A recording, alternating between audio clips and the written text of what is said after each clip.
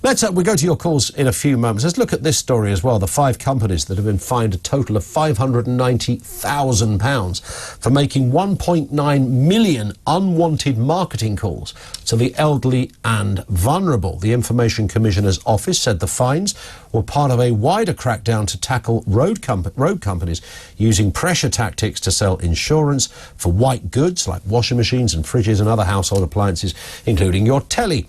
In one case, the parents of Jonathan Young made payments totalling more than £2,000 to around a dozen companies after receiving marketing calls for insurance policies they did not need. Let's speak to David Hickson from the Fair Telecoms campaign. Afternoon to you, David. Good afternoon, Ian. And of course, just to distinguish here, these are different calls from the person that rings up with a suspicious accent pretending to be from HMRC, telling you haven't paid enough tax or you paid too much tax and there's a big rebate and therefore they're going to steal your money. These are companies who are selling a product, but arguably one that you simply don't need, and you certainly don't need 1,000 phone calls to tell you. Exactly.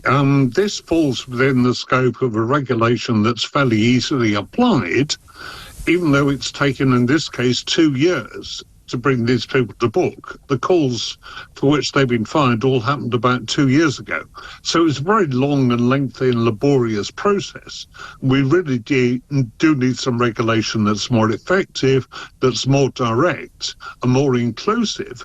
For example, the people called, the number of calls that were registered as being an offence were only those whose numbers were registered with the telephone preference service. 20% of the calls these companies made were to people who weren't registered with the telephone preference service, and therefore, in terms of the regulations, were regarded as perfectly legal. Now, that's nonsense. Yeah. We should outlaw this method of marketing full stop, so that anybody would know if you get a phone call from someone you're not expecting, maybe they're trying to send you something, maybe they're trying to talk you into something, Sure. It's bound to be a scam, because no legitimate operator would ever use this technique. And do these companies identify, once somebody buys one of these products, do they then, is that number then flagged as, this is we've got a good one here, let's go again? That may be the case. There are some suspicions about this, that once you've been identified as a likely victim, your number will be shared or may be used by the same company doing some other scam. It's always quite difficult to know just exactly who's behind these. There are agencies. In most cases, the numbers used by these companies were bought off some other party. Yeah. Now, quite who that was and how they got hold of that information, we don't really know. But it is a dodgy business. What we need to do is outlaw telephone marketing. Simple as that. And there are regulators who are far better placed to do that than the Information Commissioner's Office, who, fair enough, they do their best with the powers they've got, but there are much more powerful regulators who should be on the scene much, much faster. In this case, the Financial Conduct Authority, You'd think so. To regulate this business. Yeah, and presumably these are legit companies. The fact that they can be identified and fined means that they are, that they're, one would assume, unless there's other little gremlins in the wardrobe we don't know about, but they are acting legally, even if it's in an unsafe manner. No, they're not. If they're selling household... Or they exist legally, rather.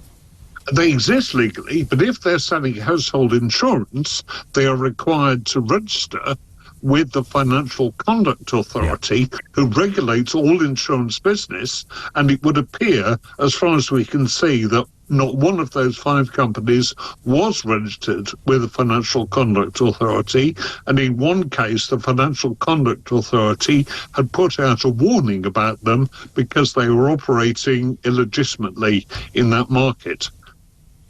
Listen, thank you, David, for your time. Appreciate that. David Hickson is from the Fair Telecoms campaign. Have you been hooked or nabbed by that kind of scam? It does seem to be something that, and I've heard this story a lot of times, that elderly people, and I understand why, clearly have a propensity to want to insure stuff.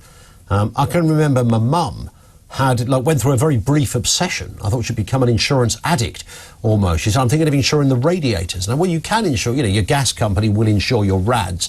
But actually, I think you'll find if you look at your household insurance, Mum, your insurance policy already covers that. She wanted to, a few years ago, I was reviewing the new Sky TV box. Okay, listen to this. And I was staying at my mum's. So I got them to deliver the new box to my mum's. In the meantime, in the 6 weeks I was reviewing this box, a fella knocks on the door selling insurance for Sky. Okay, his company is called the Sky Insurance Company. My mum took out a policy with this guy. I said, what do you do? She goes, well, I said, no, it's a review. I'm reviewing it, Mum. Why are you insuring something? It's not even yours, for goodness sake. But she was seduced into this. Well, she cancelled it, but not after she'd initially, in the cooling off period. For some reason, she was sucked into this. These people are really good. And insurance and the elderly, and I say this not as a cheap jibe, it doesn't mean you're stupid when you're older. It means you might just be more careful. But there is a correlation between age and taking out insurance on stuff. And I get the reasons why, but you might just be doing it with the wrong people. And these are one such case. More on that from you, 0344 499 1000 if you've been affected or someone in your family has.